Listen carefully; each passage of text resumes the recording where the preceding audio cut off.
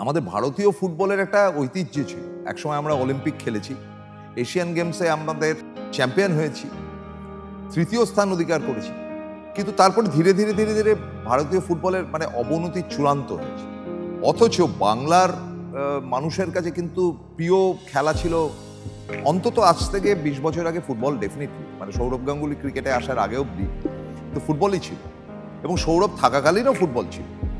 কিন্তু ধীরে ধীরে এখন এই আইএসএল টাইএসএল হওয়ার পর বিদেশি খেলোয়াড়ে ভর্তি। আজকের দিনের প্রজন্মের যারা ইস্টবেঙ্গল মোহনবাগানের সমর্থক, তারা খুব একটা আনন্দ পায় বলে আমার মনে হয় না। তাছাড়া বাংলার ফুটবল বলুন, বা তবু বাংলার ফুটবল তো সন্তোষ ট্রফি জয় করেছিল, কিন্তু ভারতীয় ফুটবলের অবস্থা খুবই খারাপ। আন্তর্জাতিক ক্ষেত্রে এত খারাপ যে এরপরে আর কত খারাপ হবে সেটা নিয়ে একটা তর্ক থাকে। একেবারে 125-এরও নিচে থাকা ভারতীয় ফুটবল দল জীবনও কোনোদিন আর অলিম্পিকে চান্স পাবে কিনা, বা জীবনে আর কোনোদিন ওয়ার্ল্ড কাপে তো কোনোদিন যায়নি, ভারত যেতে পারবে কিনা সন্দেহের ব্যাপার রয়েছে।